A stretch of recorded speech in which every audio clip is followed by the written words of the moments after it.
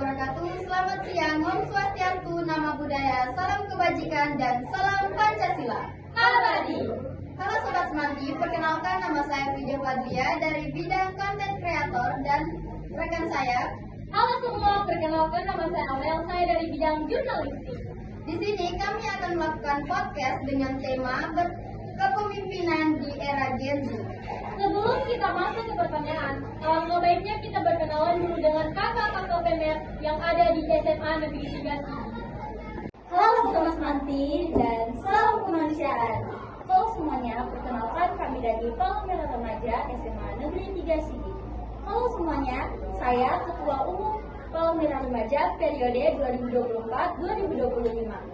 Nama saya Siti Umar Jalani. Oh iya guys, for your information, saya juga selaku Ketua Forum Remaja Palang Merah Indonesia se-Kabupaten Sigi periode 2025-2026. Dan wakil saya. Halo teman-teman, perkenalkan nama saya Nurida Jatika sebagai Wakil Ketua PMR di SMA Negeri 3 Sigi dan saya sebagai anggota Forkis. Nah, jadi guys, itulah tadi perkenalan dari kakak PMR yang ada di SMA Negeri 3 Sigi. Langsung saja kita masuk ke pertanyaan pertama. Bisakah ceritakan sedikit tentang PMR? Apa sih itu PMR? Menurut saya sih, PMR di SMA Negeri 3 Sigi itu punya solidaritas yang tinggi dan lingkungannya yang baik dan juga seru. PMR di sekolah kami juga organisasi yang mengajarkan keterampilan pertemuan pertama dan kegiatan sosial kemanusiaan. Oh iya, tadi kan kalian bertanya, PMR itu apa sih? Jadi teman-teman, PMR atau Palang Merah Remaja itu adalah suatu organisasi binaan dari PMI atau Palang Merah Indonesia yang berpusat di sekolah-sekolah ataupun kelompok-kelompok masyarakat yang bertujuan membangun dan mengembangkan karakter. Nah, jadi begitu guys, tadi itu seperti kalian lihat dan dengarkan, begitulah PMR di SMA Negeri 3 Sigi. Sangat-sangat seru dan asik. Nah, jadi lanjut ke pertanyaan yang kedua ya. Apa motivasi kalian dalam mencalonkan sebagai ketua dan wakil PMR SMA Negeri 3 Sigi? Jadi motivasi saya mencalonkan diri sebagai ketua PMI itu untuk mengembangkan potensi diri, memberikan manfaat nyata bagi anggota PMR di sekolah secara keseluruhan. Saya ingin PMR menjadi organisasi yang lebih aktif dan bermanfaat bagi sekolah.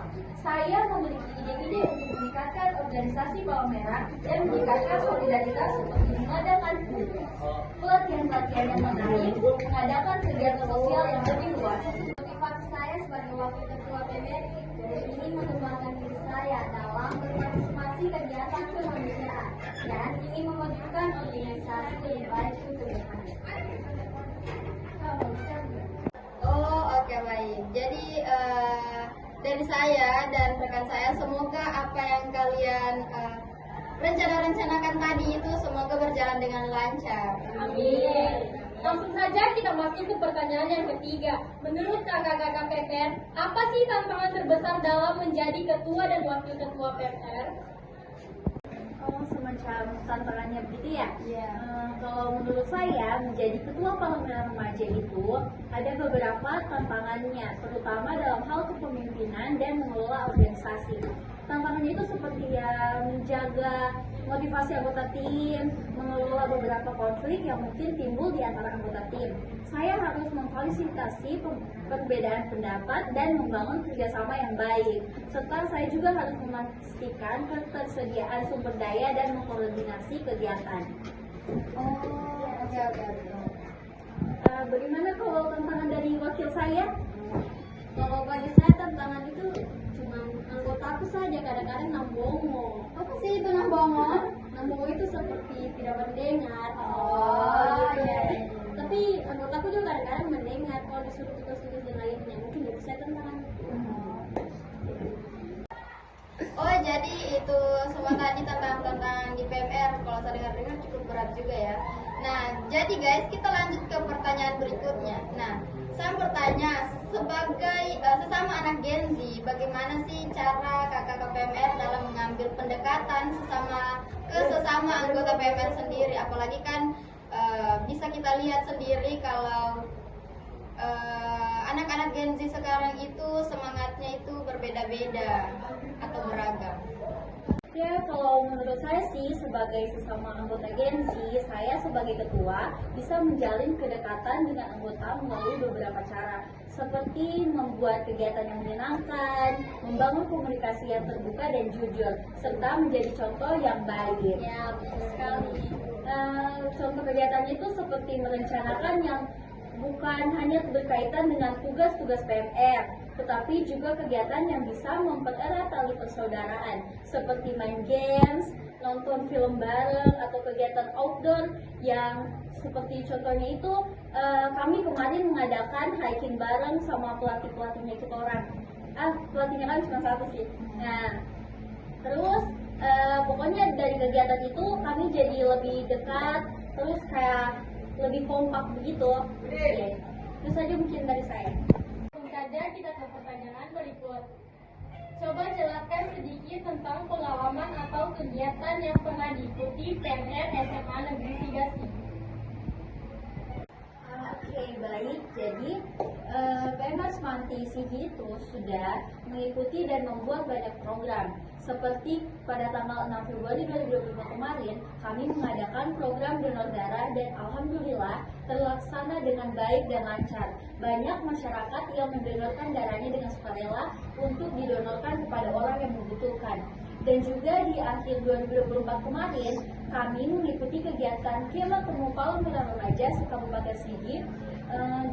Dari kegiatan tersebut, kami mendapatkan banyak pengalaman yang mengajarkan kami banyak hal tentang organisasi Palang Merah Remaja.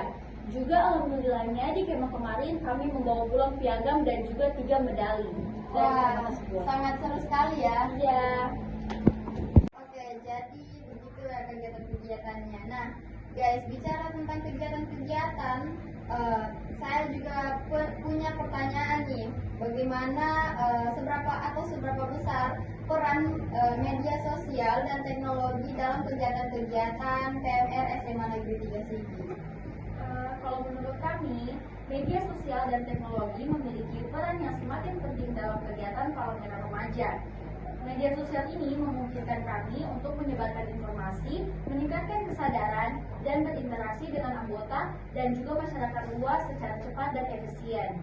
Media sosial memungkinkan kita untuk menyebarkan informasi tentang kegiatan kampanye, kesehatan, dan pesan-pesan kemanusiaan kepada audiens yang lebih luas. Media sosial juga dapat membantu PMR membangun citra positif di masyarakat, menunjukkan peran vital mereka dalam kegiatan kemanusiaan.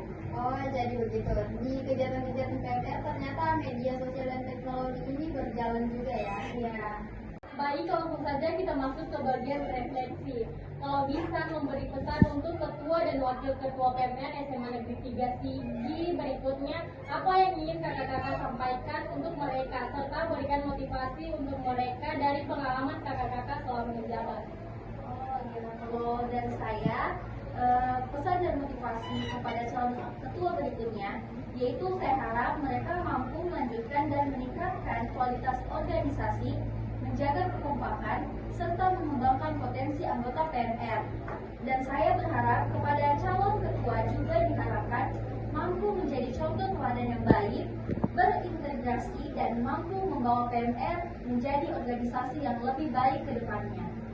Nah, guys, seperti yang kalian dengarkan, tentunya harapan mereka dan motivasi mereka itu sangat besar untuk calon ketua berikutnya, calon wakil dan ketua berikutnya. Nah, untuk wakilnya sendiri nih, Nah, motivasi untuk wakil ke depannya, semoga kamu dapat menjalankan tugas dengan baik, menjadi teladan bagi anggota PMR lainnya, dan membantu ketua dalam membangun organisasi. Jadilah pemimpin yang bijak, peduli, dan berintegrasi dalam membantu sesama. Oke, nah, jadi itulah podcast kami pada siang hari ini dengan bertema kepemimpinan di era Gen Z bersama kakak PMR dari SMA Negeri 3 Sigi. Ya, kami juga senang bisa berbagi cerita dan berbagi pengalaman kami selama bergabung di PMR SMA Negeri 3 Sigi. Wah, jadi guys, seperti yang kalian dengarkan lagi tadi itu sangat-sangat asik ketika kalian bergabung di organisasi PMR. Nah, itulah tadi podcast kita hari ini. Sampai jumpa Di podcast selanjutnya kami akhiri. Wassalamualaikum warahmatullahi wabarakatuh. SMA Negeri 3 Sigi. Datang berkarya